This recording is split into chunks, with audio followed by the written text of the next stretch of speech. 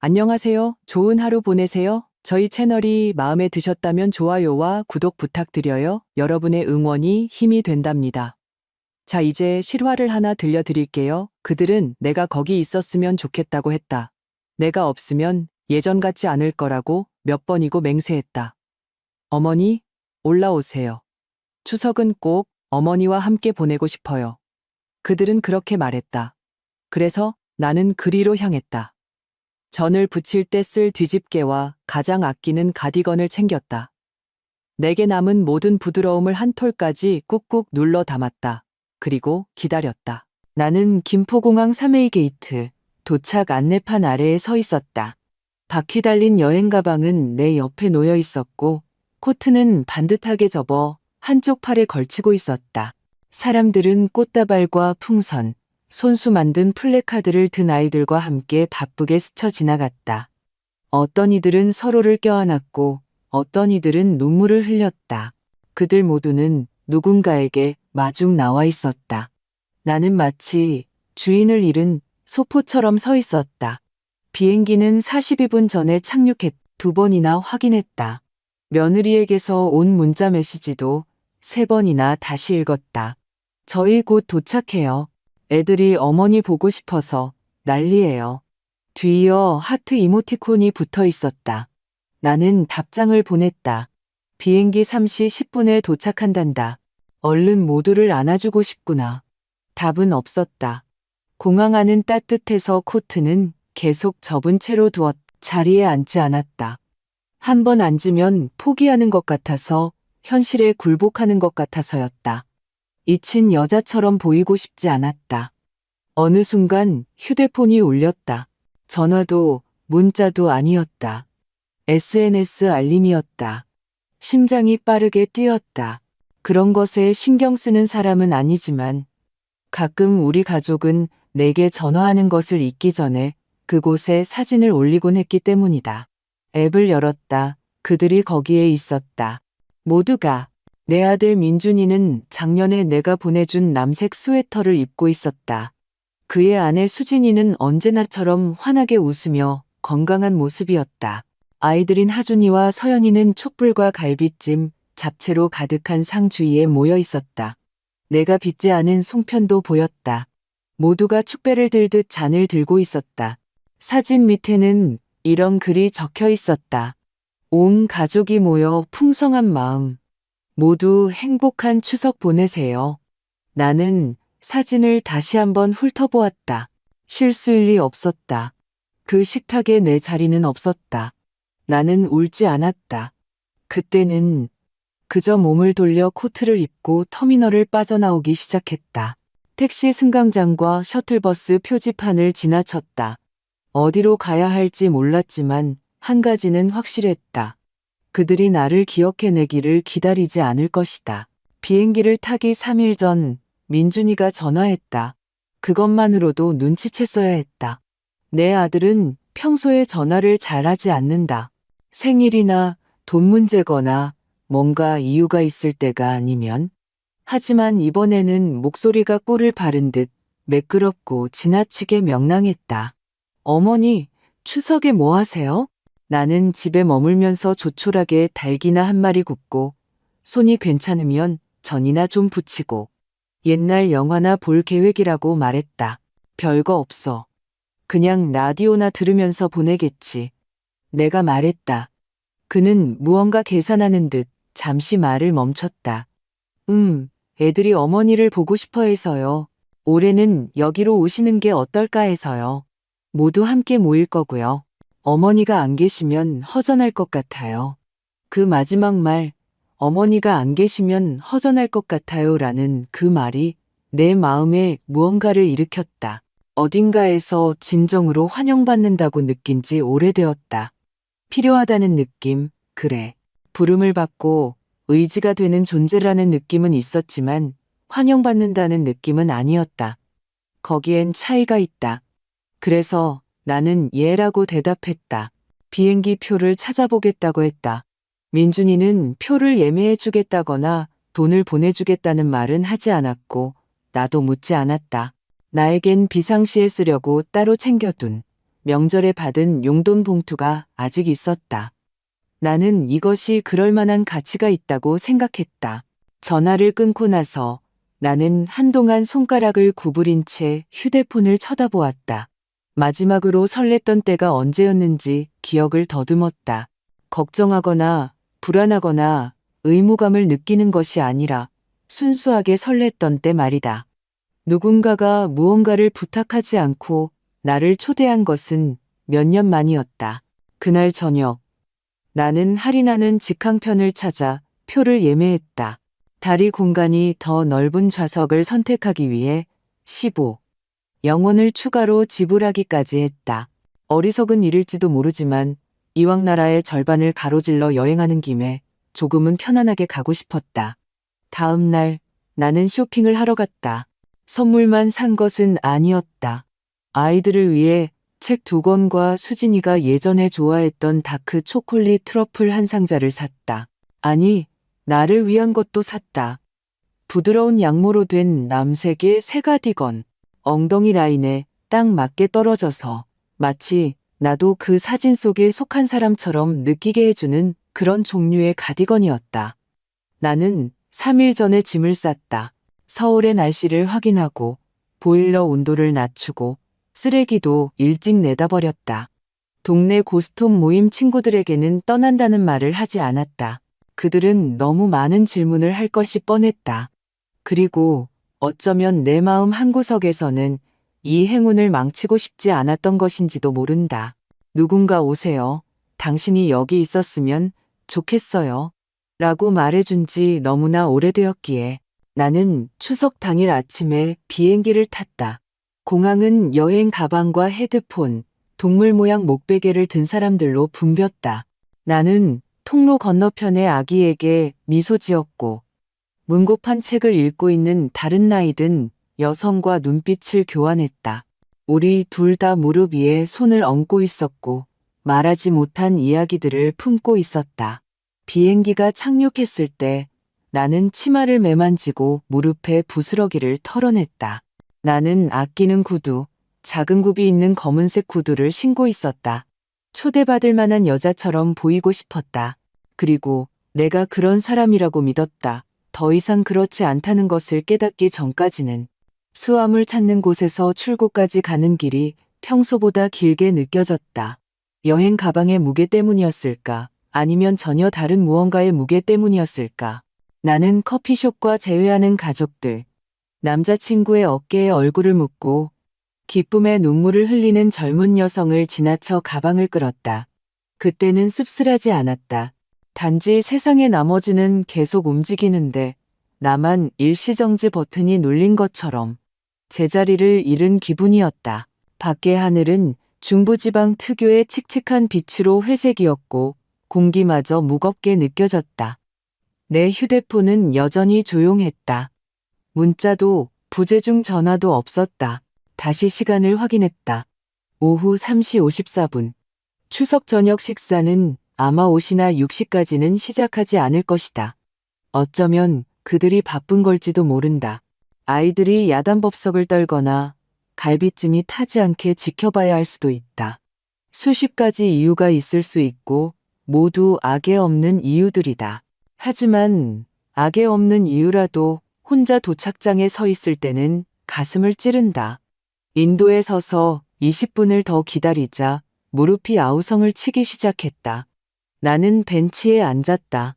낯선 사람들이 자신의 이름이 불리는 차에 올라타는 것을 지켜보았다.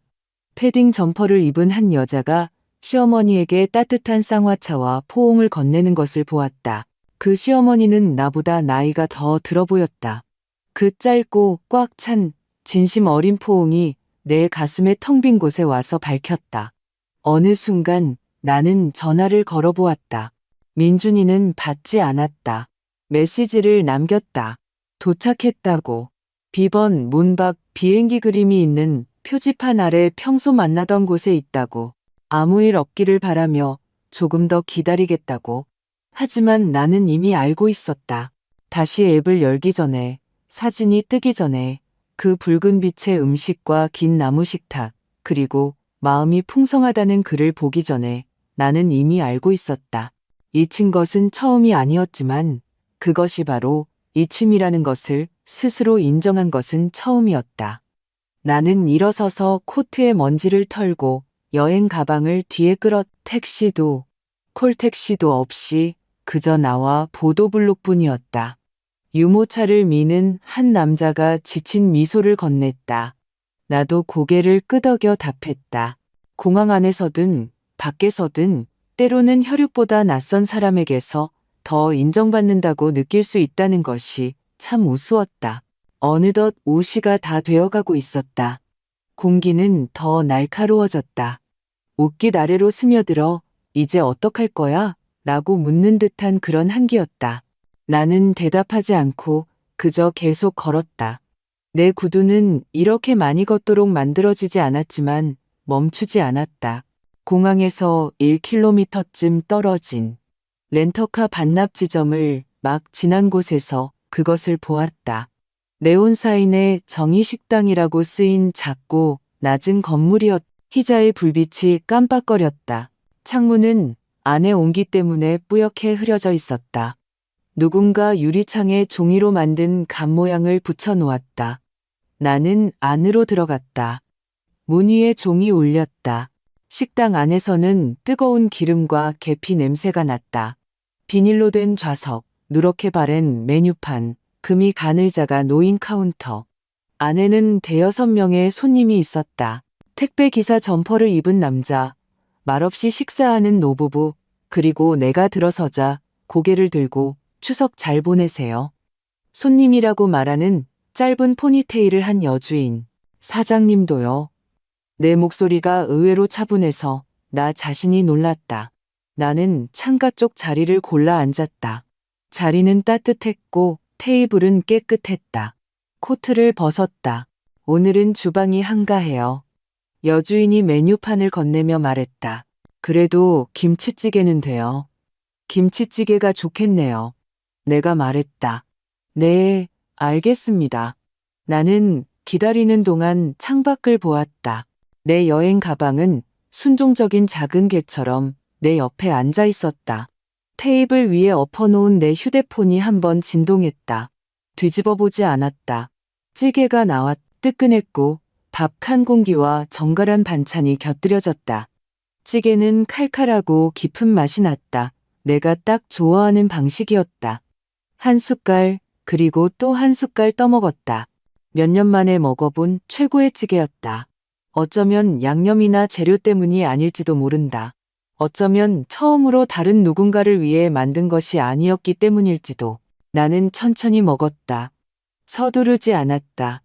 휴대폰을 보지도 않았다. 누군가 나타나서 모든 것이 오해였다고 말해주기를 기다리지 않았다. 그들은 오지 않을 것이다. 오늘은 어쩌면 영원히. 그런데도 나는 여기 있었다. 온전하게 숨 쉬며 종이 감이 붙은 창가 자리에 앉아 손가락에 온기가 돌아오는 것을 느끼고 있었다. 여주인이 계산서를 가져왔을 때 그녀는 물었다. 좀 더 포장해 드릴까요? 나는 잠시 생각했다. 그러고는 고개를 끄덕였다. 네, 나중에 먹게요. 그녀는 윙크했다. 오늘 하신 결정 중에 최고일 거예요. 나는 미소 지었다. 웃겨서가 아니라 그녀가 옳았기 때문이었다. 다시 밖으로 나오자 공기는 더 날카롭게 살을 애는 듯했다. 내 남은 밥과 반찬이 담긴 작은 비닐봉지가 한 손에 달랑거렸고 여행 가방은 부드러운 플라스틱 바퀴 소리를 내며 뒤를 따랐다. 계획이 없었다. 예약한 호텔도 기다리는 사람도 없었지만 왠지 길을 잃은 기분은 아니었다. 정확히는 당신을 상처 준 사람들이 그것을 바로잡아 줄 것이라는 기대를 마침내 멈췄을 때 찾아오는 일종의 평화가 있다. 내가 걸을수록 바람은 거세졌다. 가장 가까운 저렴한 모텔까지는 멀지 않았다. 공항에서부터 걸어오면서 간판을 봤었다. 은하모텔, 장기 숙박 가능. 화려하지 않은 베이지색 페인트가 칠해진 네모나고 낮은 건물. 정문 옆에는 자판기가 있었다. 하지만 불이 켜져 있었고 지금으로선 그것으로 충분했다. 로비 안 카운터 뒤에 남자는 작은 TV로 축구 경기를 보고 있었다. 내가 들어가자 그는 나를 힐끗 쳐다보았다. 그의 얼굴에는 지루함과 기름기가 서려 있었다. 방 필요하세요? 네, 하룻밤만요. 내가 말했다. 혼자예요. 나는 내 자신을 내려다보았다. 아끼던 구두는 걸어오느라 흠집이 나 있었다. 내 가디건에서는 희미한 비행기 냄새가 났다. 나는 고개를 끄덕였다. 혼자예요. 그가 카운터 너머로 서류를 밀었다. 신분증하고 카드요. 나는 그것들을 건넸다. 그가 타자를 치는 동안 나는 TV를 힐끗 보았다. 빨간색과 금색 유니폼을 입은 어떤 팀이 형편없이 지고 있었다. 남자는 별로 신경 쓰지 않는 듯했다. 114호실이요. 그가 얇은 고리에 달린 열쇠를 내밀며 말했다. 복도 끝에요. 나는 그것을 받아들고 고맙다고 말한 뒤 복도를 따라 여행 가방을 끌었다. 방은 내가 예상했던 그대로였다. 짝이 맞지 않는 갓을 쓴 램프 2개, 빛바랜 갈색 무늬의 침대보, 내 두 아이보다 나이가 많은 텔레비전, 하지만 따뜻했다. 작동하는 난방기가 있었고 놀랍게도 깨끗한 욕실이 있었다. 나는 신발을 벗고 침대 가장자리에 앉았다. 발이 쑤셨다. 등은 더 쑤셨다. 하지만 산산조각이 났어야 할 내 마음은 이상하게도 온전하게 느껴졌다. 나는 한참 동안 휴대폰을 쳐다보다가 다시 뒤집었다. 민준이에게서 온 부재중 전화 3통, 수진이에게서 온 2통, 그리고 문자 1통. 어머니, 어디세요? 사과도, 설명도 없이 그저 혼란스러움. 마치 내가 사라진 것처럼, 내가 나타나지 않은 것처럼 나는 답장하지 않았다. 대신 여행 가방의 지퍼를 열고 식료품 목록이나 혼자만 되뇌는 생각들을 적는 노트를 꺼내 새 페이지에 무언가를 썼다. 나는 덤이 아니다. 나는 여분이 아니다. 나는 남의 밥상에 놓이는 반찬이 아니다. 나는 그 문장을 한참 동안 쳐다보았다. 그러고는 밑줄을 그었다. 1년 전, 5년 전이었다면 울었을 것이다. 하지만 오늘 밤, 눈물은 나오지 않았다. 대신 이상한 명료함이 찾아왔다. 마치 차가운 물에 들어서는 것처럼 충격적이지만 깨끗했다. 이것은 단지 이번 저녁 식사나 공항에서의 일만이 아니었다. 그 일로 이어지기까지의 수년간의 세월이었다. 그들이 오지 않았던 생일들, 답장 없이 남겨진 음성 메시지들, 항상 의무감처럼 들렸지 기쁨처럼 들리지 않았던 막바지의 초대들. 2년 전 크리스마스가 생각났다. 수진이가 전화해서 말했다. 오시는 게 너무 번거롭지 않으시면 저희 집에 오셔서 함께 보내시면 좋을 텐데요. 그녀의 목소리에 담긴 그 망설임. 내가 햄을 만들어가면 버스를 타고 갔었다. 민준이의 40번째 생일이 생각났다. 나는 그의 이니셜이 새겨진 가죽 지갑을 보냈다. 그는 단체 문자로 답했다. 모두 선물 고마워. 서연이의 학교 발표회가 생각났다. 나는 직접 인터넷 생중계를 찾아내 작은 노트북으로 와인 한 잔을 마시며 목에 덩어리가 진 채로 지켜보았다. 서연이는 내가 보고 있다는 것을 몰랐다. 아무도 그것을 언급하지 않았다. 그런데도 나는 오늘까지 계속 나타났다. 어쩌면 다른 도시의 인도에 홀로 서 있어야만 그동안 계속 존재해왔던 것의 형태를 볼 수 있는지도 모른다. 나는 그들의 삶의 일부가 아니었다. 나는 액세서리였고 편이었으며 그들이 더 나은 자신을 기억해야 할 때를 위한 대리인이었다. 나는 모텔 방을 둘러보았다. 못생기고 정직하며 기능적인 그곳은 내가 몇 년 만에 있어본 가장 정직한 장소였다. 나는 일어나서 플라스틱 커피 메이커로 모텔차를 한 잔 타서 두 번째 밥과 반찬과 함께 침대 위에 책상 다리를 하고 앉았다. 도자기 그릇도 리넨 냅킨도 없이 그저 흰 비닐봉지와 플라스틱 숟가락뿐이었다. 그런데도 그것은 내가 쟁취한 것 같은 맛이 났다. 모텔 방 천장에는 침대 위로 지도처럼 가느다란 금이가 있었다. 나는 난방기가 쌕쌕거리며 돌아가는 동안 그것을 쳐다보았다. 밖에서는 바람이 건물 외벽을 긁는 소리와 근처 고속도로에서 간간히 들려오는 엔진 소리가 들렸다. 두 방 건너에 한 남자가 깊고 축축하며 비참하게 기침하고 있었다. 어딘가에서 변기물 내리는 소리가 들렸다. 평화로운 밤은 아니었지만 정직한 밤이었다. 새벽 2시쯤 나는 마침내 잠이 들었다. 까끌까끌한 담요를 턱까지 끌어당기고 노트는 여전히 탁자 위에 펼쳐진 채였다. 나는 도착했을 때 입었던 옷 그대로 잠이 들었다. 옷을 갈아입기에는 너무 피곤했고 다시 짐을 풀기에는 너무 지쳐 있었다. 아침에 나는 해가 뜨기 전에 깼다. 은퇴 후에도 결코 잃지 않은 습관이다. 내 몸은 60면 쓸모 있는 존재가 되어야 한다고 고집한다. 나는 방 안에 기계로 묽은 커피를 한 잔 더 내리고 블라인드 사이로 하늘이 밝아오는 것을 지켜보았다.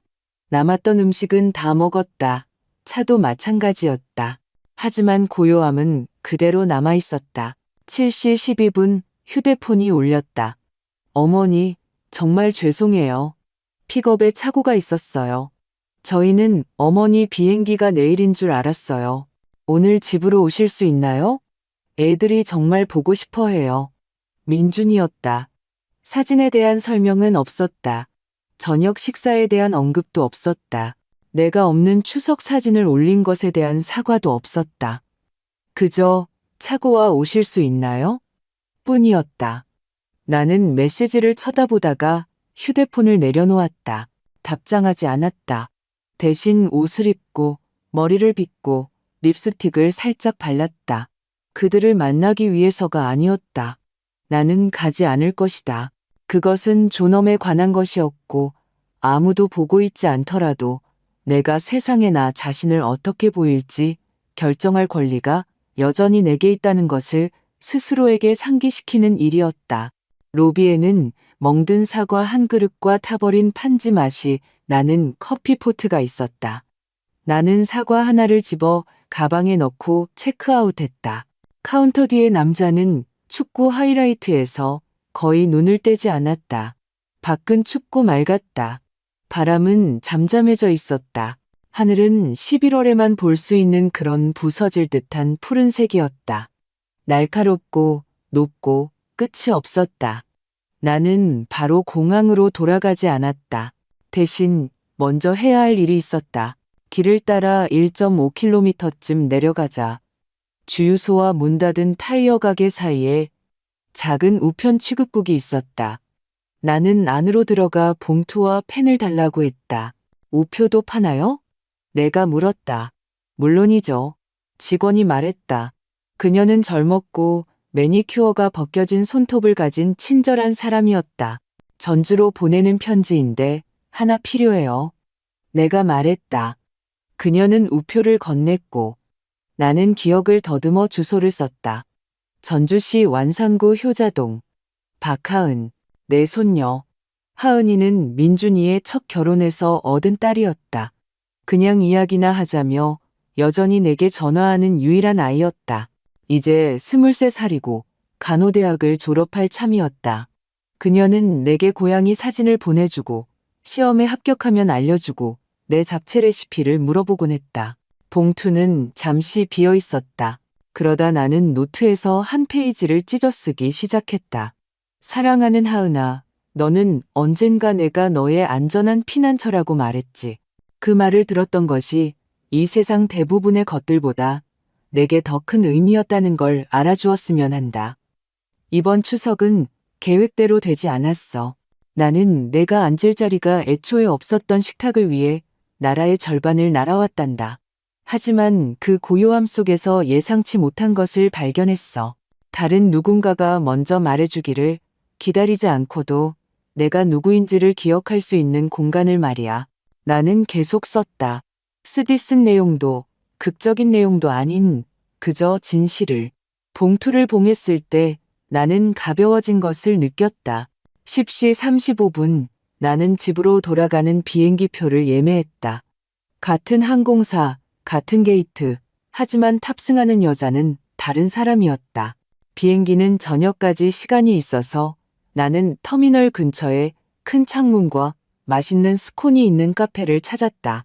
나는 그곳에서 몇 시간 동안 차와 펜을 들고 너무 오랫동안 말하지 못했던 것들을 정리하며 앉아 있었다. 나는 민준이에게 편지를 쓰지 않았다. 수진이에게 전화하지도 않았다.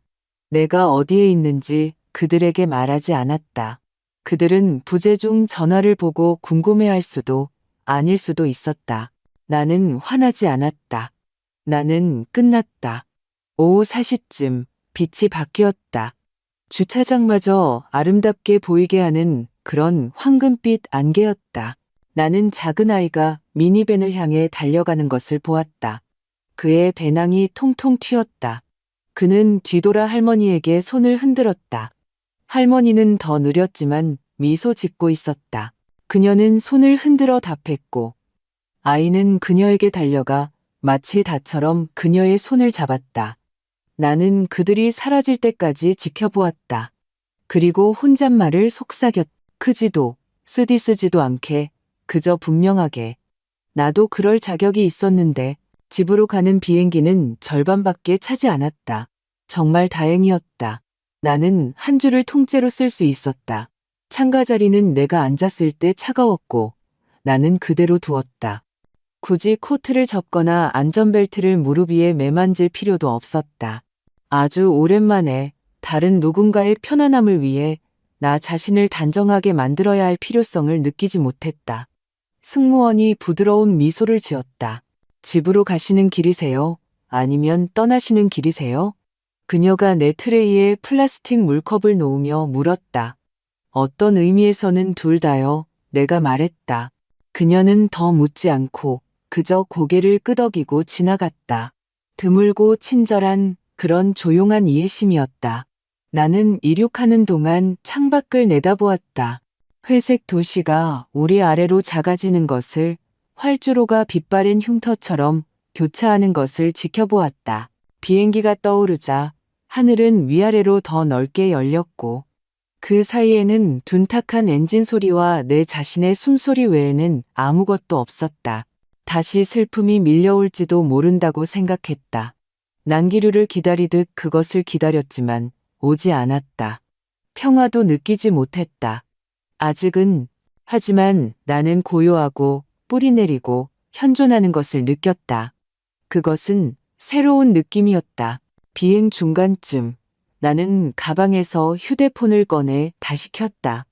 시간만 확인한다고 스스로에게 말했지만 당연히 알림이 쏟아져 들어왔다. 민준이에게서 온 문자 4통, 음성 메시지 1통. 어머니, 정말 죄송해요. 제발 전화 좀 주세요. 애들이 어머니 어디 계시냐고 물어요.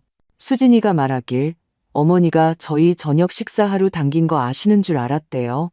얘기 좀 할 수 있을까요? 나는 음성 메시지를 열지 않았다. 삭제하지도 않았다. 그냥 두었다. 내가 기다렸던 것처럼 기다리게 두었다. 나는 다시 휴대폰을 껐다. 우리가 착륙했을 때는 이미 어두웠다. 나의 작은 도시는 조용하고 익숙한 방식으로 빛나고 있었다. 나를 주차장으로 데려다준 셔틀 기사는 눈에 반짝임이 있는 나이 든 남자였다. 그는 내가 가족을 방문하고 왔는지 물었고 나는 미소 지으며 말했다. 꼭 그런 건 아니에요. 집에 돌아오니 현관등이 여전히 켜져 있었다. 습관적으로 켜두고 나온 것이었다. 마치 피곤하고 배부르고 가족의 온기에 감싸여 돌아올 것을 기대한 것처럼. 대신 나는 가방에 조각들을 담고 몇 년 만에 가장 날카로워진 정신으로 걸어 들어왔다. 내 집에서는 라벤더와 오래된 나무 냄새가 났다. 라디에이터가 편안한 덜컹 소리를 내며 켜졌다. 나는 여행 가방을 내려놓고 코트를 걸었다. 나는 나이 때문이 아니라 의도를 가지고 천천히 움직였다. 나는 캐모마일 차를 한 잔 타서 부엌 식탁에 앉았다. 내가 수년간의 추석을 주재했던 바로 그 식탁. 민준이가 한 번은 간장을 쏟고 하은이가 한 번은 냅킨으로 눈꽃을 오렸던 곳, 수진이가 굳은 입술로 내 얼굴보다 휴대폰을 더 많이 쳐다보던 곳이었다. 나는 마치 내가 아직 만나고 있는 누군가의 소유인 것처럼 방을 둘러보았다. 그러고 나서 냉장고 옆 서랍을 열었다. 그 서랍, 파일들이 있는 서랍, 민준, 하은, 법률이라고 표시된 서랍. 나는 민준이의 폴더를 꺼냈다. 두꺼웠다. 영수증, 수표 사본, 학자금 지원 내역서, 그의 차변속기가 고장났을 때 내가 도와준 정비소 청구서, 2010년에 주택담보대출 공동서명, 수진이의 필체로 보너스 나오면 갚을게요 라고 적힌 쪽지와 함께 내가 서연이를 위해 대신 내준 사립유치원 보증금. 그들은 결코 갚지 않았다. 나는 각 페이지를 상처를 돌보듯 조심스럽게 넘겼다. 분노도 심지어 슬픔도 아닌 명료함 속에서 그러고 나서 하은이라고 표시된 더 얇은 폴더에 손을 뻗었다. 생일 카드, 그녀가 내게 보낸 사진들, 그녀의 대학 졸업식 안내문 사본, 동글동글한 잉크로 쓴 손편지, 학비를 내는 것을 도와준 것에 대한 감사편지, 강원도에서 온 엽서. 어머니도 여기 계셨으면 좋았을 텐데. 가을이 정말 멋지고 아름다워요. 나는 두 폴더를 모두 닫고 뒤로 기댔다. 그러고 나서 내 노트를 집었다. 그리고 이번에는 감정을 쓰지 않았다. 나는 계획을 썼다. 다음 날 아침 나는 은행 문이 열리기도 전에 도착했다. 계단에는 옅은 서리가 내려 미끄러웠다. 하지만 나는 가장 낡은 부츠와 바로 그 남색 가디건을 입고 천천히 그리고 꾸준히 계단을 올랐다. 가디건은 내 스카프와 어울리지 않았지만 나는 더 이상 겉모습에 신경 쓰지 않았다. 나는 행동에 신경 썼다. 친절한 눈과 불안한 미소를 가진 젊은 남자 창고 직원이 노인에게나 보일 법한 공손함으로 나를 맞았다. 좋은 아침입니다, 박민자 고객님. 오늘 무엇을 도와드릴까요? 제 계좌에 대해 상담하고 싶어요. 내가 말했다. 모든 계좌요. 그는 고개를 끄덕이고 화면을 힐끗 본 뒤 안쪽으로 전화를 걸었다. 몇 분 후 나는 부드러운 의자와 희미한 프린터 잉크 냄새가 나는 유리벽 사무실로 안내되었다. 나탈리라는 이름의 여성이 자신을 내 계좌 담당자라고 소개했다. 그녀는 점심시간에 요가를 하고 항상 가방에 아몬드를 가지고 다닐 것 같은 사람이었다. 오늘 무엇을 도와드릴까요, 고객님? 모든 자동이체를 중단하고 싶어요. 오늘부터요? 모든 것을요? 그녀는 눈을 깜빡였다. 모든 것을요? 네. 그녀는 몇 개의 키를 두드렸고 화면을 훑어보면서 눈썹이 살짝 올라갔다. 가족분들께 정기적으로 이체되는 금액이 꽤 있으시네요. 학자금, 자동차 보험, 그리고 일부 자선단체에 예정된 기부금도요. 자선단체는 그대로 두세요. 내가 말했다. 나머지는 중단하세요. 긴 침묵이 흘렀다. 이유를 여쭤봐도 될까요? 나는 그녀를 쳐다보았다. 정말로 쳐다보았다. 그리고 그녀의 공을 인정하자면 그녀는 그 침묵을 가짜 걱정으로 채우지 않았다. 아니요, 내가 말했다. 이미 제 자신을 설명하는데 충분한 시간을 썼어요. 그녀는 고개를 끄덕였다. 알겠습니다. 그녀가 일하는 동안 나는 그 사무실의 고요함 속에 앉아 창밖으로 움직이는 세상을 지켜보았다. 아이를 카시트에 앉히려고 애쓰는 엄마, 보행기를 미는 노인, 너무 오래 공회전하는 배달 트럭. 끝났습니다. 나탈리가 마침내 말했다. 모든 것이 중단되었습니다. 완전 해지를 위한 서류를 준비해 드릴 테니 내일 다시 오셔서 서명하셔도 됩니다. 그렇게 할게요. 그녀는 망설였다. 그리고 위임장도 파일에 있습니다. 박민준 씨인데 그가 계속 접근 권한을 갖기를 원하시나요? 나는 맥박이 느려지는 것을 느꼈다. 오르지 않았다. 아니요. 내가 말했다. 취소해 주세요. 알겠습니다. 그녀는 양식을 인쇄했고 나는 흔들림 없는 손으로 서명했다. 내가 은행을 나설 때쯤 서리는 녹아 있었다. 나는 서두르지 않았다. 모퉁이 빵집에 들러 갓 구운 빵을 하나 사서 먼 길을 걸어 집으로 돌아왔다. 민준이를 벌주기 위한 것이 아니었다. 정말로 그것은 내가 이전에 긋지 못했던 선을 긋는 것이었다. 사랑이 희생만으로는 자라지 않는다는 것을 인정하는 것이었다. 그것은 빛이 필요하다. 그것은 진실이 필요하다. 집에 돌아와 나는 싱크대에서 뒤집개를 꺼내 부드럽게 닫고 제자리에 두었다. 언젠가 다시 전을 붙일지도 모른다. 아닐지도 모른다. 하지만 나를 길가에 세워두고 떠난 사람들을 위해 붙이지는 않을 것이다. 그날 오후 나는 내 변호사에게 전화했다. 김 변호사님은 30년 넘게 우리 집안일을 처리해 주셨다. 그는 우리가 이 집을 사는 것을 도왔고 남편의 유언을 정리했으며 2005년에는 내 첫 유언장 초안을 작성하는 것까지 도왔다. 그의 목소리는 따뜻했지만 신중했다. 박 여사님, 무엇을 도와드릴까요? 제 재산의 변경을 하고 싶어요. 내가 말했다. 그리고 하은이를 위한 신탁을 설정하고 싶습니다. 네. 그는 왜냐고 묻지 않았다. 그럴 필요가 없었다. 김 변호사님 같은 사람들은 가족의 실망에 대한 모든 버전을 다 보아왔다. 우리는 다음 날로 시간을 정했다. 전화를 끊었을 때 나는 승리감도 성공도 느끼지 못했다. 그저 명료한 뿐이었다. 그날 밤 나는 담요를 어깨에 두르고 현관에 앉아 있었다. 난간 위에는 차가 식어가고 있었다. 몇몇 이웃이 지나갔다. 한 명은 손을 흔들었고 한 명은 그러지 않았다. 거리는 조용했고 나는 괜찮지는 않았지만 치유되지는 않았지만 안정된 기분이었다. 마치 결코 열리지 않을 문을 마침내 두드리기를 멈춘 것처럼. 다음 날 아침 하늘은 부드럽고 낮게 깔려 있었다. 집들을 거즈처럼 감싸는 창백한 겨울의 회색빛이었다. 나는 천천히 옷을 입었다. 피곤해서가 아니라 다음에 올 일을 서두르고 싶지 않았기 때문이다. 9시 정각, 나는 김 변호사님의 사무실에 있었다. 녹색 덧창이 있는 작은 2층 건물이었고 접수처에서는 오래된 종이와 바닥 광택제 냄새가 희미하게 났다. 언제나처럼 금태 액자에 담긴 사진들이 걸려 있었다. 그의 아이들, 그의 보트, 산타 모자를 쓴 그의 불도그. 내가 들어서자 그는 일어섰다. 20년 전과 마찬가지로 여전히 공손했다.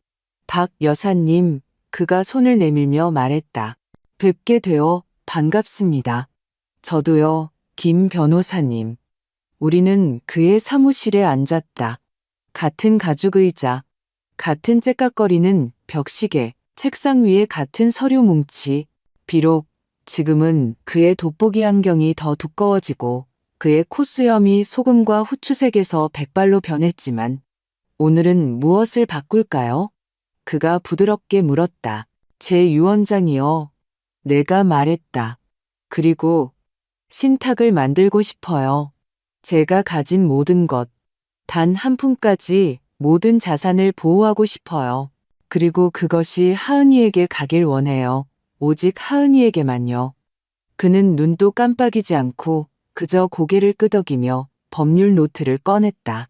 민준 씨와 수진 씨는 제외하는 것으로 가정하겠습니다.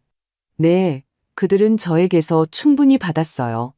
충분하고도 넘치게. 그는 그 말에 고개를 들었지만 아무 말도 하지 않았다. 완벽하게 하고 싶어요. 내가 계속했다. 뒷문도 허점도 없이요. 하은이가 수혜자예요. 제가 죽으면 모든 것을 받게 될 거예요. 그리고 그때까지는 교육, 주거, 건강관리 또는 비상시의 신탁을 이용할 수 있도록요. 무엇이 비상시인지 제가 결정할 거고요. 김 변호사님이 살짝 미소 지었다. 생각을 많이 하셨군요. 네, 그리고 당신의 집, 연금 계좌, 예금 증서, 모든 것이요. 제 이름이 있는 것이라면 신탁으로 옮겨주세요. 알겠습니다. 그리고 살아있는 동안에는 완전한 통제권을 유지하고 싶으시고요. 물론이죠. 정확해요. 그는 뒤로 기댔다. 하은이는 착한 아이죠. 항상 그랬어요. 나는 목구멍이 조여드는 것을 느꼈다. 그 아이는 저를 지갑이 아니라 사람으로 봐주는 유일한 아이예요. 김 변호사님은 내 목소리에 담긴 쓴맛에도 움찔하지 않았다. 그럼 당신의 뜻이 존중되도록 하죠. 다음 1시간 동안 우리는 모든 항목을 검토했다. 그는 질문을 했고 나는 확고한 답을 했다. 더 이상 불확실함은 없었다. 더 이상 의심의 여지는 없었다. 끝에 다다랐을 때 그는 서류들을 폴더에 모으고 거의 감탄에 가까운 눈으로 나를 보았다. 며칠 내로 최종안을 준비해 놓겠습니다. 그가 말했다. 공증을 받으면 끝납니다. 감사합니다. 나는 진심으로 말했다. 밖은 공기가 상쾌해져 있었다. 나는 천천히 집으로 걸어 돌아왔다. 한 번은 꽃집에 들러 작은 포인세티아를 샀다. 더 이상 장식을 많이 하지는 않았지만 부엌 식탁에 밝고 살아있는 무언가를 두고 싶었다. 문을 열고 들어서는 순간 전화가 울렸다. 모르는 번호였지만 나는 받았다. 할머니. 하은이었다. 그녀의 목소리는 숨가쁘고 긴장했지만 따뜻했다. 편지 받았어요. 나는 부엌 식탁에 앉았다. 그랬니? 무슨 일이 있었는지 몰랐어요. 아빠랑 새어머니는 할머니가 마지막 순간에 비행기를 취소했다고 했어요. 그냥 마음이 바뀌신 것처럼 말했어요. 그들이 그랬겠지. 나는 거기 있었어. 내가 부드럽게 말했다. 착륙했고. 기다렸어. 사진도 받고. 하은이는 조용해졌다. 정말 죄송해요. 그녀가 속삭였다. 전혀 몰랐어요. 알아, 얘야. 그건 내 탓이 아니야. 전화했어야 했는데, 확인했어야 했는데, 넌 몰랐어.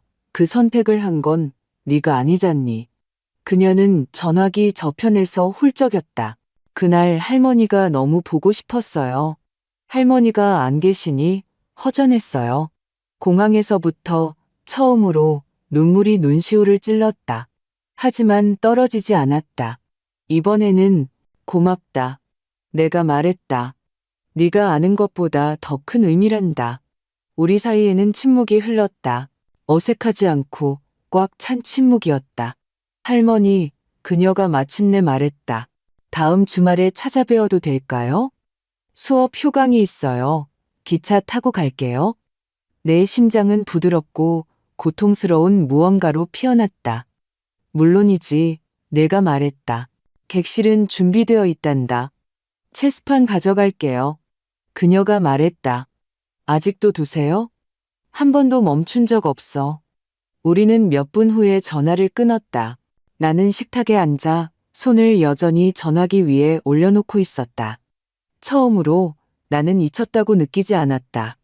보이지 않는 존재라고 느끼지 않았다. 나는 보인다고 느꼈다. 그 토요일 오후가 조금 지났을 때 나는 가장 따뜻한 코트를 입고 기차역에 서서 11시 37분 전주발 기차에서 내리는 승객들을 지켜보고 있었다. 승강장에서는 디젤과 오래된 비 냄새가 났다. 나는 손에 든 종이봉투를 꼭 쥐었다.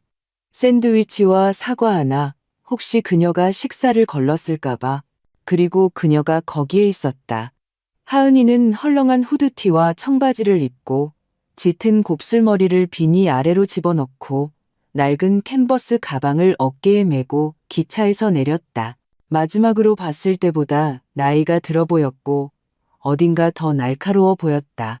하지만 그녀가 나를 발견했을 때 그녀의 얼굴은 순수하고 틀림없는 무언가로 환하게 빛났다.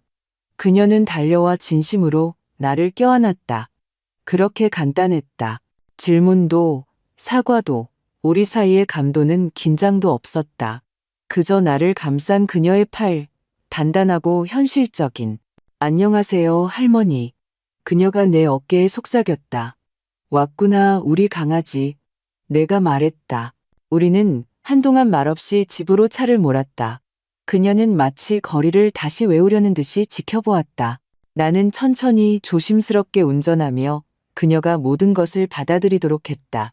동네는 크게 변하지 않았지만 그녀가 내 옆에 있으니 다르게 느껴졌다. 집에 돌아와 내가 차를 끓이는 동안 그녀는 객실에 가방을 내려놓았다. 그녀는 마치 한 번도 떠나지 않은 것처럼 소파 구석에 몸을 웅크리며 익숙한 편안함으로 돌아왔다. 커피 테이블 위에는 체스판이 기다리고 있었다. 우리는 한 게임을 했다.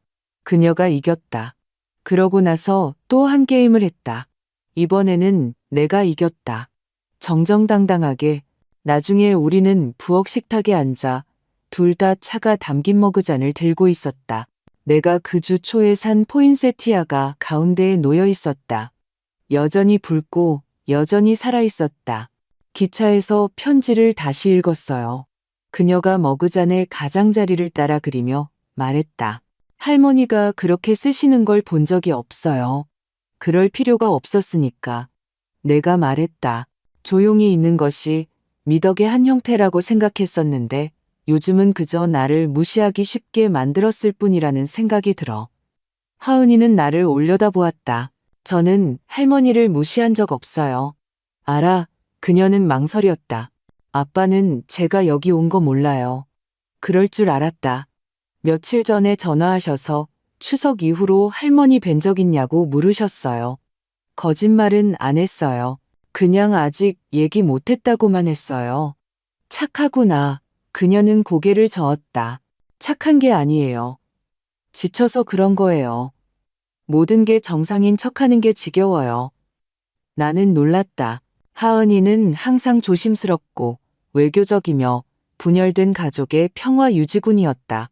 그녀가 그렇게 차분하고 꾸준하게 말하는 것을 들으니 그녀가 강한 무언가로 성장하고 있다는 것을 알 수 있었다.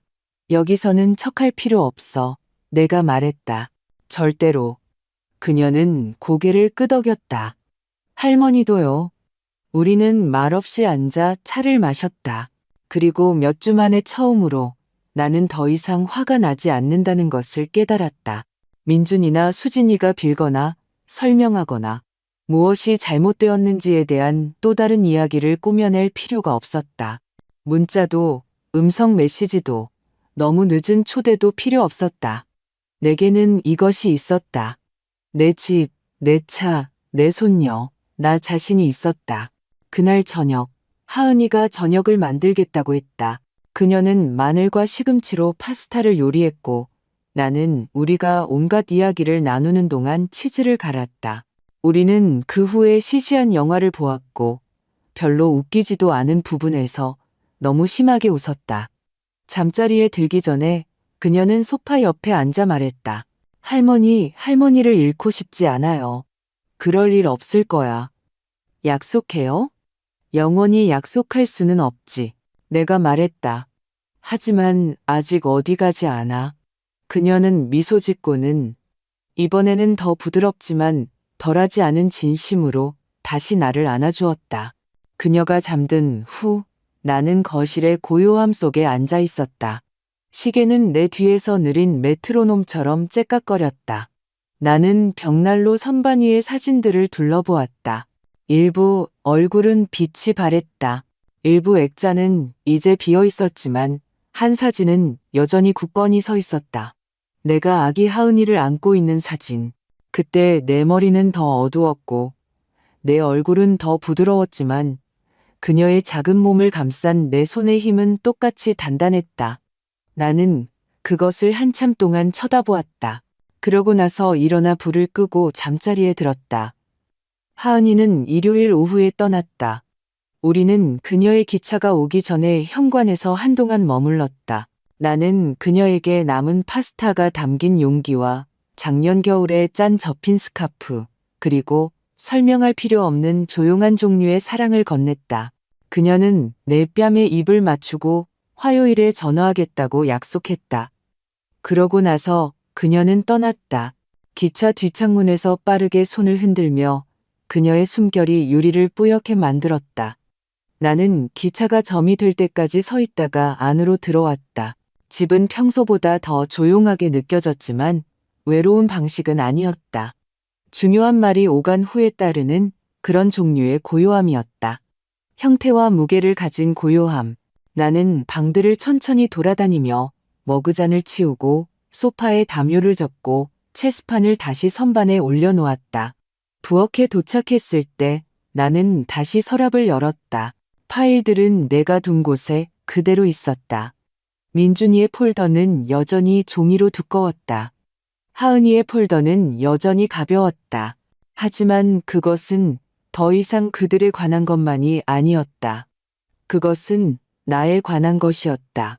나는 노란색 메모지를 꺼내 지난 15년 동안 내가 지불한 모든 것을 목록으로 만들기 시작했다. 직접 준 돈뿐만 아니라 내가 조용히 처리해 준 것들. 집수리, 의료비 공제액, 법률 비용. 민준이가 첫 아내와 헤어졌을 때 그들의 두 번째 차 계약금. 수진이가 너무 피곤해서 장을 보지 못했을 때의 식료품. 방문 대신 수표로 지원하도록 죄책감을 느끼게 했던 학교 기금 모금 행사. 줄줄이 나는 그것들을 적어 내려갔다. 다 썼을 때 목록은 4페이지에 걸쳐 있었다. 이상했다. 나는 나 자신을 관대하다고 생각하지 않았다. 그저 유용하고 믿을만하다고 생각했을 뿐. 도와주는 것이 엄마가 하는 일이니까. 그것이 내가 한 일이었다. 하지만 숫자를 보니 분명히 보였다. 나는 그들의 삶을 보조해왔. 그리고 그 대가로 그들은 내게 공손함을 주었다. 공허한 생일, 지친 미소, 주 식탁에 자리가 없을 때 코트거리 근처의 의자. 나는 화나지 않았다. 정말로. 나는 그냥 끝났다. 오후 3시 17분 내 전화가 울렸다. 화면에 민준이의 이름이 떴다. 나는 받지 않았다. 1분 후 음성 메시지 그리고 문자. 어머니, 그냥 안부 확인차 전화했어요. 별일 없으시길 바라요. 시간 되실 때 연락 주세요. 긴급함도 구체적인 내용도 없이 그저 막연한 재촉. 마치 아무 일도 없었던 것처럼. 마치 그가 나를 다른 도시의 인도에 세워두고 갈비를 뜯으며 내가 볼 수 없었던 가족 사진을 찍지 않았던 것처럼. 나는 듣지 않고 음성 메시지를 삭제했다. 문자는 읽지 않은 채로 두었다. 그날 밤 나는 촛불을 켰다. 특별한 날이어서가 아니라 그저 고요함을 위해, 집의 정적을 위해, 그리고 불빛이 부엌 카운터 가장자리를 비추는 방식을 위해 나는 와인 한 잔을 따랐다. 진짜 명절을 위해 아껴두었던 좋은 병 중 하나였다. 나는 식탁에 한 자리를 마련하고 남은 수프 한 그릇을 데우고 앉았다. 스크롤을 내리지도 기다리지도 전화가 울리기를 바라지도 않았다. 나는 내 자신의 삶에 앉아 있었다. 나중에 잠자리에 들기 전에 나는 이메일을 열어 여행이라는 이름의 폴더를 찾았다. 맨 아래에는 내 추석 비행기 영수증이 있었다. 왕복 귀환 완료. 나는 그것을 나 자신에게 전달하고 제목줄에 메모를 추가했다. 출발 및 귀환 증명. 구조 없음, 재회 없음, 오직 나. 나는 그것을 다른 누구에게도 보내지 않았다. 그럴 필요가 없었다. 다음 날 아침 나는 다시 김 변호사님께 전화했다. 생각해봤는데요. 내가 말했다. 신탁에 조항을 하나 추가하고 싶어요. 물론입니다. 그가 말했다. 어떤 생각을 하고 계신가요? 하은이가 유일한 집행자가 되길 원하지만 편지를 하나 첨부하고 싶어요. 법적인 것이 아니라 개인적인 편지요. 의향서를 포함하실 수 있습니다. 그가 말했다. 법적 효력을 바꾸지는 않지만 당신의 이유를 설명할 수는 있습니다. 좋아요. 그럼 제가 쓸게요. 그날 아침 나는 앉아서 쓰기 시작했다. 제가 떠난 후 이 글을 읽는 분에게 만약 재산이 왜 이렇게 분배되었는지 궁금하다면 분명히 말씀드리겠습니다. 이것은 처벌이 아닙니다. 이것은 정직입니다. 저는 평생을 조용히 꾸준히 주며 살아왔습니다. 하지만 존중 없는 사랑은 사랑이 아닙니다. 보살핌 없는 현존은 가족이 아닙니다. 저는 제가 사라지기 전에 저를 봐준 유일한 사람을 선택했습니다. 나는 그날 편지를 끝내지 않았다. 서두를 필요가 없었다. 어떤 것들은 천천히 쓸 가치가 있다. 화요일이 왔고 하은이에게서 전화가 오지 않았다. 그녀가 잊어버려서가 아니라 우리가 그렇게 합의했기 때문이었다. 그녀는 그 주에 실습이 있었고 방해받고 싶지 않았다. 금요일에 전화할게요. 그녀가 말했다. 근무 끝나고요. 같은 시간에. 나는 그녀를 믿었다. 하지만 그날 아침 다른 사람이 전화를 걸었다. 수진이었다. 그녀의 이름이 내 화면에 경고 신호처럼 켜졌다. 밝은 글자와 나쁜 타이밍. 나는 벨이 울리도록 내버려 두었다. 그러고 30초 후 문자가 도착했다. 어머님 잘 지내시죠? 민준 씨가 요즘 연락이 잘 안 닿는다고 하더라고요. 조만간 뵙고 얘기 나눠요. 중요한 곳에는 구두점도 없고 필요한 곳에는 온기도 없었다. 뵙고 얘기 나눠요. 우리는 오래된 직장 동료가 아니었다. 우리는 한 번 설탕을 빌려 쓴 이웃도 아니었다. 나는 거의 15년 동안 그녀의 시어머니였다. 나는 서연이가 태어난 후 그녀가 첫 번째 제대로 된 직장을 찾는 것을 도와주었다. 그녀가 담낭 수술을 받았을 때 위로 바구니를 보냈다. 그들의 예산이 너무 빠듯했을 때 그녀 어머니의 장례식 꽃값을 지불했다. 뵙고 얘기 나눠요. 나는 답장 없이 전화기를 내려놓았다. 그날 오후 마치 약속이라도 한 듯 다른 메시지가 도착했다. 이번에는 민준이에게서였다. 어머니, 수진이가 전화했었어요. 저희 슬슬 걱정되기 시작했어요. 괜찮으신지 알려만 주세요. 그 아이러니. 그들은 나를 공항에 버려두고 갔지만 이제 와서 걱정하고 있었다. 내가 여행 가방을 들고 아무도 마중 나오지 않았을 때가 아니라 내가 얼어붙은 손가락으로 식당까지 걸어갈 때가 아니라 그들이 모두 함께라며 팔짱을 끼고 내 자리는 없는 사진을 올렸을 때가 아니라 하지만 이제 침묵이 그들에게 메아리쳐 돌아가자 그들은 당황했다. 침묵은 강력하다. 당신의 소음, 당신의 베품, 당신의 예에 익숙한 사람들을 불안하게 만든다. 나는 그날 하루 종일 전화기를 꺼두었다. 그날 저녁 나는 다락방을 뒤졌다. 어떤 극적인 이유에서가 아니라 그저 하은이가 언젠가 물어봤던 오래된 요리책. 내 사과파이 레시피가 가장자리에 휘갈겨 쓰인 그 책을 찾기 위해서였다. 나는 몇 년 동안 그곳에 올라가 본 적이 없었다. 상자에서는 먼지와 오래된 소나무 냄새가 났고 단열재는 잊힌 종이처럼 말려 있었다. 1990, 2005라고 표시된 한 상자에서 나는 그 책을 발견했고 그 아래에는 편지들이 있었다. 수십 통의 편지들. 10대 시절의 민준이가 보낸 카드들. 어린 시절 하은이가 그린 그림들. 오래전에 이사간 친구들과 사촌들의 감사 편지들. 일요일 정장 차림의 남편이 마치 상을 받은 것처럼 호박 파이를 들고 있는 사진. 나는 바닥에 책상 다리를 하고 앉아 과거가 내 무릎 위에서 쉬게 두었다. 다른 사람들을 위해 공간을 만들기 위해 내가 보관해 두었던 내 자신의 너무나 많은 조각들. 나는 어린 시절의 민준이를 생각했다. 어떻게 그가 엄마 심장 소리가 빗소리보다 더 커라며 내 가슴에 머리를 대고 자겠다고 고집했는지. 어떻게 내가 너무 일찍 출근하면 울었는지. 어떻게 내가 그에게 신발끈을 한 고리 대신 두 고리로 묶는 법을 가르쳐 주었는지.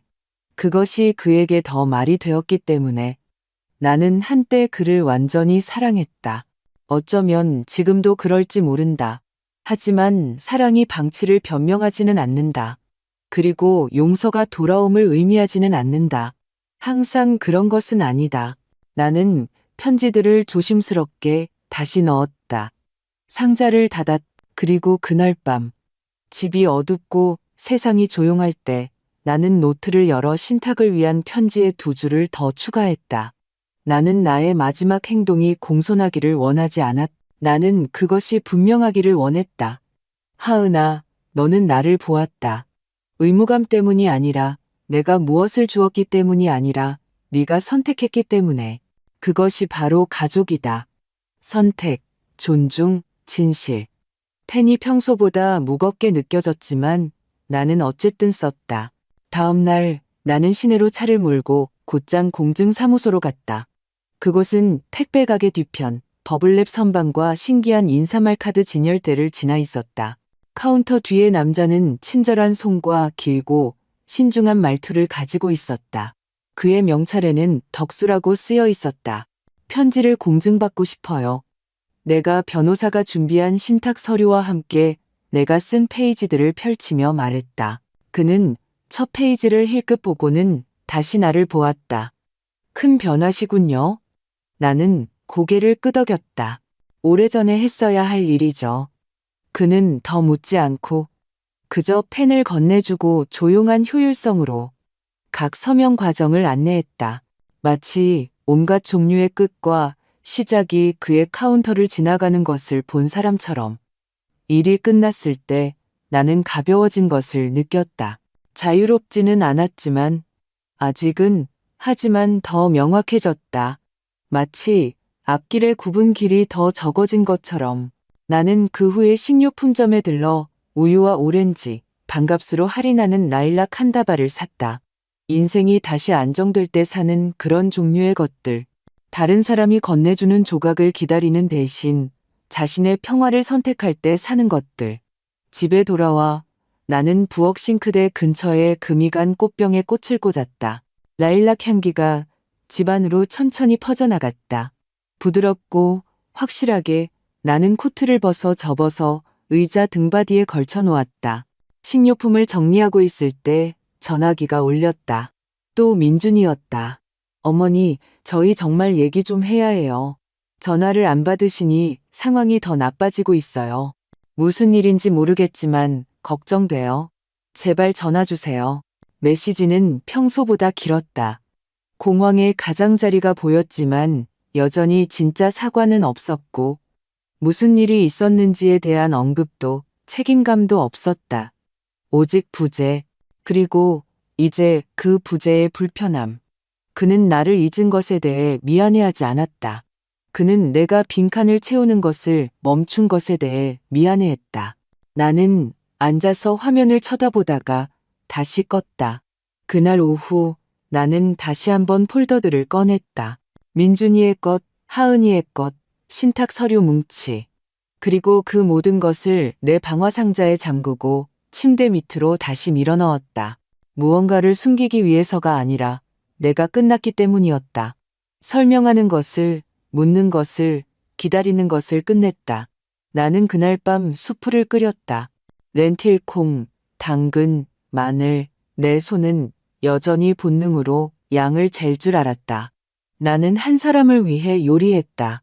부재를 위해서가 아니라 나는 식탁을 차렸다. 애도를 위해서가 아니라 의식을 위해, 나 자신에 대한 존중을 위해 수프는 맛있었다. 나중에 나는 다시 현관에 앉았다.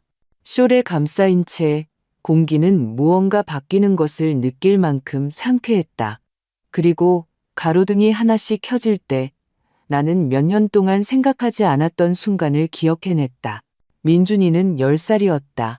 그는 입술이 터지고 청바지에 진흙이 묻은 채로 학교에서 돌아왔다. 쉬는 시간에 다른 아이가 들판에서 그를 밀쳤다. 그는 울지 않고 그저 싱크대에서 손에 피를 씻으며 말했다. 괜찮아요. 아무것도 아니에요. 나는 그의 옆에 웅크리고 말했다.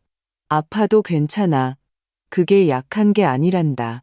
누군가 내게 그렇게 말해줬더라면 좋았을 텐데. 왜냐하면 나는 몇 년 동안 조용히 꾸준히 상처받아 왔고 인내가 미덕이라고 생각했기 때문에 그것을 그냥 내버려 두었기 때문이다. 하지만 그렇지 않다. 항상 그런 것은 아니다. 때로는 그저 지연일 뿐이다. 때로는 그저 침묵의 대가일 뿐이다. 나는 천천히 차를 마셨고 밤이 깊어지도록 내버려 두었다. 부엌의 꽃들은 외풍에 살짝 흔들렸다. 어둠 속의 보라색 얼룩, 블록 아래 어딘가에서 개가 짖었다. 차 한 대가 진입로로 들어섰다. 누군가 날카롭고 높게 웃었다. 다른 삶에서 온 소리. 그리고 나는 내 삶에 앉아 있었다. 질문 없이, 기다림 없이, 그저 나 자신의 소속감의 무게. 마침내 온전해졌다. 금요일 늦은 오후에 노크 소리가 들렸다. 나는 부엌 식탁에서 빨래를 개고 있었다. 대부분 수건이었고 건조기에서 막 나와 아직 따뜻했다. 그때 그 소리를 들었다. 3번의 느린 두드림. 우체부도 아니고 이웃도 아니었다. 망설임이 뒤따르는 그런 종류의 노크였다. 나는 문을 열었고 그녀가 거기에 있었다. 수진이었다.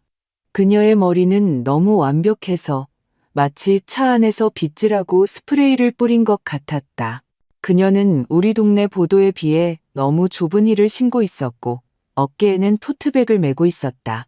그녀의 얼굴에는 내가 익히 알게 된 일부는 걱정이고 일부는 연기인 잘 꾸며진 표정이 서려 있었다.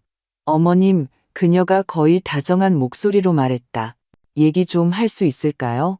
나는 처음에는 대답하지 않고 그저 옆으로 비켜서서 그녀를 들여보냈다. 그녀는 들어서면서 주변을 둘러보았다. 마치 먼지나 방치를 예상한 것처럼. 집은 그대로 보였지만 공기 중에 무언가가 바뀌어 있었다. 나는 그것을 알았고 그녀도 그랬을 것이라고 생각한다. 나는 그녀를 거실로 안내했다. 그녀는 내가 앉을 때까지 앉지 않았다. 그녀는 토트백을 발치에 조심스럽게 놓고 손을 무릎 위에 모았다. 어머님께서 화나신 거 알아요. 그녀가 이미 세련된 어조로 시작했다. 그리고 이 모든 것이 큰 오해였다고 말씀드리고 싶어요. 나는 아무 말도 하지 않았다. 그녀는 계속했다. 민준 씨는 어머님 비행기가 금요일인 줄 알았대요. 저한테 그렇게 말했고요. 저희는 어머님께서 이미 착륙하신 줄 몰랐어요. 그리고 그 사진은? 내가 물었다. 그녀는 눈을 깜빡였다. 네, 추석 사진. 온 가족이 모여라는 글이 있던 모두가 식탁에서 웃고 있던 사진 말이야. 그녀는 고개를 숙였다. 그건 그냥 명절이라 올린 거였어요. 어머님께 상처 드리려던 건 아니었어요. 하지만 상처를 줬지. 그녀는 너무 빨리 다시 고개를 들었다. 네, 하지만 이제 그건 넘어가야 한다고 생각해요. 애들이 어머님을 보고 싶어 해요. 민준 씨도 계속 전화하고 있고요. 저희 모두 그냥 걱정돼서 그래요. 어머님께서 저희를 차단하셨잖아요. 나는 작은 숨을 내쉬었다. 아니, 나는 그저 너희를 위해 침묵을 채워주는 걸 멈췄을 뿐이야. 그건 다른 거지. 그녀의 입이 굳어졌다. 제가 여기 온 건 저희가 일을 바로잡고 싶어서예요. 나는 그때 정말로 그녀를 쳐다보았다. 그녀의 화장 뒤에 숨겨진 노력, 그녀의 자세에 숨겨진 조급함, 그녀가 향수처럼 두른 회피를. 너는 일을 바로잡으러 온 게 아니야. 내가 말했다. 너는 내가 아직 쓸모가 있는지 보러 온 거지. 그녀는 몸을 고추 세웠다. 그건 불공평해요. 하지만 사실이잖아. 그녀는 마치 민준이가 나타나 이 대화에서 자신을 구해줄 것처럼 복도 쪽을 힐끗 보았다. 나는 충분히 줬어. 내가 차분하게 말했. 충분하고도 넘치게. 그리고 나머지가 어디로 갈지 내가 결정했어. 그 말이 그녀의 주의를 끌었다. 그녀의 눈이 살짝 좁혀졌다. 나는 화나지 않았어. 내가 말했다. 씁쓸하지도 않아. 나는 그냥 끝났을 뿐이야. 어머님, 그녀가 말했다.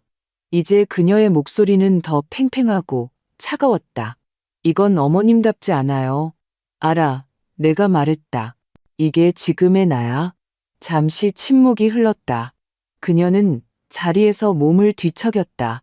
민준 씨도 어머님께서 변화를 주신 걸 아나요? 슬슬 의심하기 시작했을 거라고 상상해. 그녀의 얼굴이 흔들렸다. 그리고 집은요? 어머님 계좌는요? 처리됐어. 그 후의 침묵은 짙었다. 일종의 심판과도 같았다. 마침내 그녀는 토트백을 집어들고 일어섰다. 글쎄요. 그녀가 이제 딱딱한 어조로 말했다. 그렇게 느끼신다니 유감이에요. 나는 살짝 미소 지었다. 아니, 너는 내가 마땅히 받아야 할 것보다 덜 받는 것을 그만둔 것에 대해 유감인 거지. 그녀는 대답하지 않고 그저 돌아서서 문으로 걸어갔다. 문턱에서 그녀는 망설였다. 민준 씨는 정말로 걱정하고 있어요.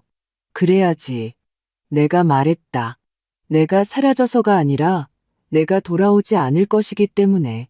문은 가장 부드러운 딸깍 소리를 내며 그녀 뒤에서 닫혔다. 나는 잠시 동안 그곳에 서 있었다. 내 손은 문고리에 있었고 공기는 여전히 그 대화로 윙윙거렸다. 그러고 나서 나는 부엌으로 돌아가 수건개기를 마치고 촛불을 켜고 차를 한 잔 끓였다. 그날 저녁 전화가 한 번 울렸다. 또 민준이었다. 나는 벨이 울리도록 내버려 두었다. 잔인해서가 아니라 침묵이 마침내 내 것이 되었기 때문이었다. 토요일은 조용히 찾아왔다. 나는 일찍 일어났다. 그래야 해서가 아니라 내 몸이 다시 리듬을 찾았기 때문이었다. 기대나 다른 사람의 일정 소음에 지배되지 않는 리듬. 밖의 하늘은 창백하고 부드러웠다. 아무것도 강요하거나 약속하지 않고 그저 존재하는 그런 종류의 아침이었다. 나는 차를 현관으로 가져가 고리버들 의자 등받이에 걸쳐둔 빛바랜 퀼트 아래에 앉았다. 찻잔에서 김이 천천히 피어올랐다. 길 아래 어딘가에서 아이가 소리쳤고 스케이트보드가 굴러가는 소리가 뒤따랐다. 겨울은 아직 물러서고 있었지만 오래가지는 않을 것이다. 나는 수진이의 방문을 생각했다. 후회도 분노도 없이 그저 호기심으로 마치 다른 누군가가 결코 제대로 나누지 못한 대화를 기억하는 것을 지켜보는 것처럼. 그녀는 평화를 위해 온 것이 아니었다. 그녀는 통제를 위해 왔다. 그리고 아주 오랜만에 나는 그것을 주지 않았다. 그것이 승리였다. 이기는 것이 아니라, 옳은 것이 아니라, 뿌리 내리고 있는 것, 다른 사람들을 편안하게 하기 위해 더 이상 미덕을 연기하지 않는 것. 그날 오후 하은이가 전화했다. 그녀의 목소리는 수화기를 통해 밝게 들려왔다. 안녕하세요, 할머니. 쉬는 시간인데 안부 확인차 전화했어요. 이번 주는 어떠셨어요? 다사다난했지만 내가 두 번째 차를 마시며 말했다. 안정적이었어. 그녀는 그 톤을 알아차렸다. 무슨 일 있었어요? 수진이가 들렀어. 아, 그녀가 말했다. 그녀와 민준이가 일을 바로잡고 싶어 했어. 그랬어요? 아니, 하은이는 이를 악물고 숨을 내쉬었다. 죄송해요. 그러지 마. 놀라지는 않았지만 흔들리지도 않았어. 그녀 쪽에서 잠시 침묵이 흘렀다. 그러고 나서 그녀가 조용히 말했다. 목소리가 다르세요. 그래? 더 강해지셨어요. 그런 것 같아. 우리는 한동안 그녀의 환자들에 대해, 그녀가 쓰고 있는 논문에 대해, 그녀가 가장 아끼는 램프를 넘어뜨린 고양이에 대해 이야기했다. 진짜 삶을 형성하는 일상적인 것들. 우리가 전화를 끊었을 때 나는 그 익숙한 부재의 아픔을 느끼지 않았다. 나는 연결되고 현존하며 가득 찬 기분이었다. 나중에 나는 여분의 방서랍들을 뒤지는데 오후를 보냈다. 급해서가 아니라 무엇이 중요한지 결정할 준비가 되었다고 느꼈기 때문이다. 나는 몇 년 동안 사용하지 않은 리넨 세트를 찾았다. 하은이가 좋아할지도 모르겠다. 내가 한때 서연이의 16번째 생일을 위해 아껴두었던 귀걸이 한 쌍. 내가 준 선물들이 서랍 속에서 열리지 않은 채로 있거나 아예 사라져버린다는 것을 알기 전이었다. 나는 귀걸이를 한참 동안 들고 있었다. 단순하고 클래식한. 나는 서연이가 아직 아기였을 때 그것들을 샀다. 그녀가 거울 앞에 서서 학교 댄스 파티 전에 귀에 그것들을 꽂는 순간을 상상하며. 하지만 이제 그것들은 결코 내 것이 아니었던 무언가의 상징처럼 느껴졌다. 나는 그것들을 옆으로 치워두었다.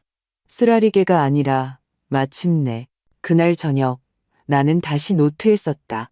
이번에는 편지가 아니라 목록이었다. 내가 더 이상 빚지지 않은 것들.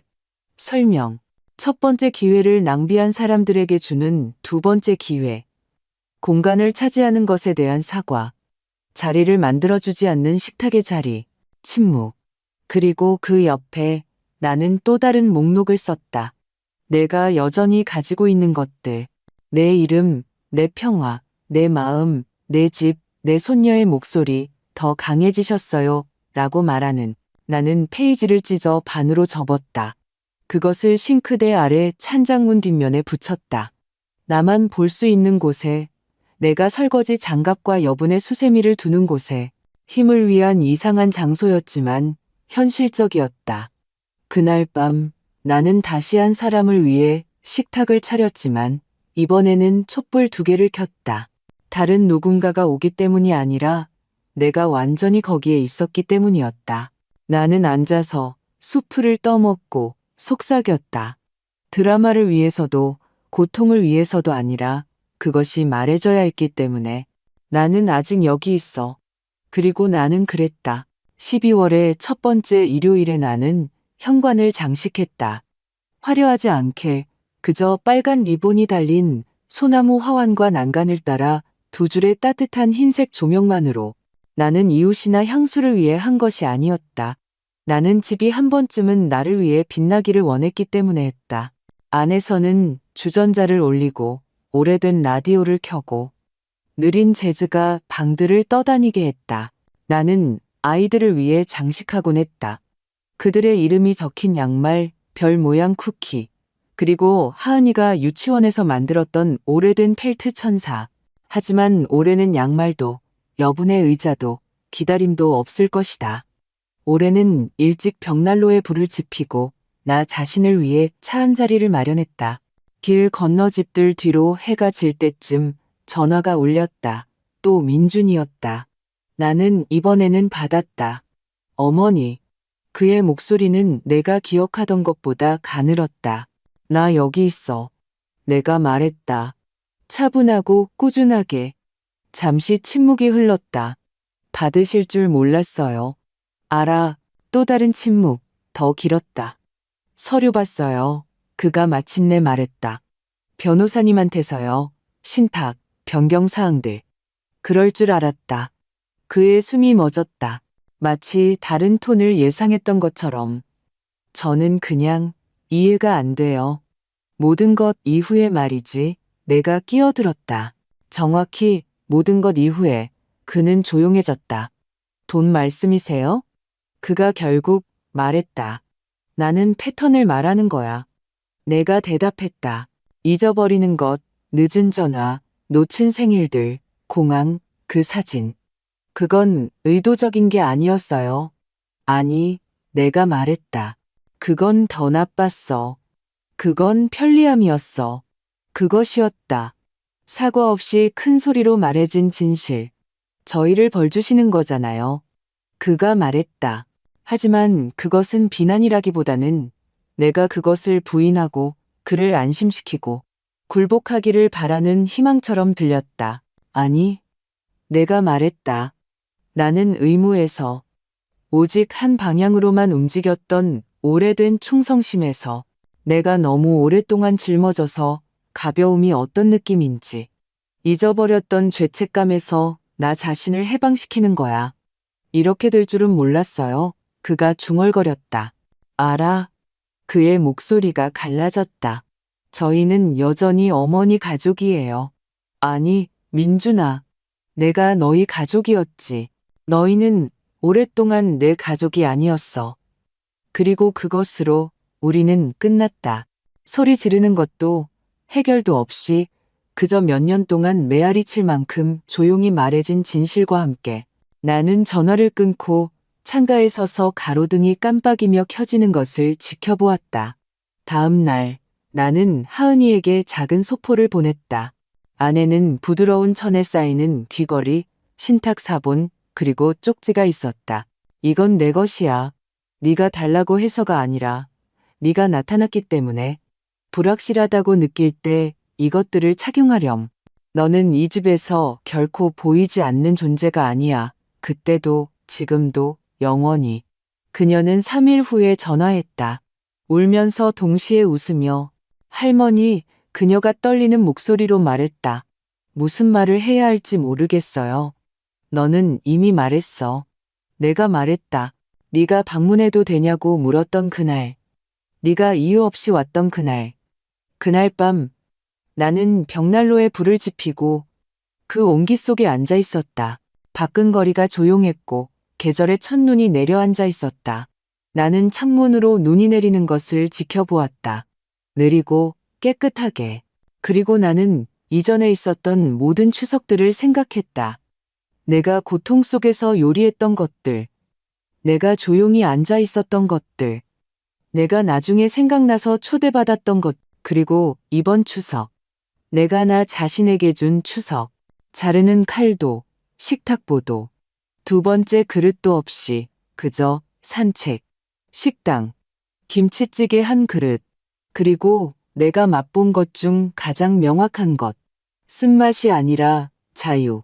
그리고 만약 당신이 이 글을 읽고 있다면, 만약 당신이 당신을 기다리는 것을 잊은 누군가를 기다려본 적이 있다면 잘 들어라. 당신은 이제 멈출 수 있다. 당신은 당신 자신을 위해 촛불을 켤 수 있다.